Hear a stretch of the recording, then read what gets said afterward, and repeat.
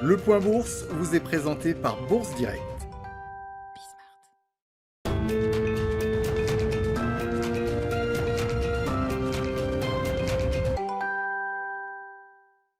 Bonjour à tous, tendance à la hausse ce matin à la Bourse de Paris. Le marché parisien est dans le vert depuis l'ouverture dans le sillage des clôtures américaines qui ont atteint de nouveaux records à la suite de l'intronisation de Joe Biden. La perspective d'une présidence moins imprévisible que sous l'ère Trump et celle de voir un plan de relance massif adopté entretient l'espoir des investisseurs. Ceux-ci sont d'autant plus optimistes sur ce nouveau plan de relance que plusieurs élus républicains ont fait part de leur intention d'aller dans le sens des démocrates sur ce point.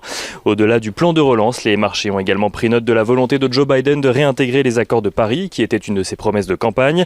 Sur le front de la guerre commerciale, le nouveau président des États-Unis a annoncé qu'il ne relècherait pas la pression vis-à-vis de Pékin. Il compte en revanche de se rapprocher de ses alliés historiques comme l'Europe, tranchant ainsi avec le America's First de Donald Trump. Les marchés américains attendent à présent la décision de politique monétaire de la BCE, BCE qui tiendra sa première réunion de l'année du Conseil des gouverneurs. Les investisseurs qui attendent également le discours de Christine Lagarde qui suivra. L'enjeu sera surtout de savoir si le ton de Christine Lagarde vis-à-vis des prévisions économiques de la BCE a changé depuis la semaine dernière où elle s'était montrée optimiste lors d'une conférence.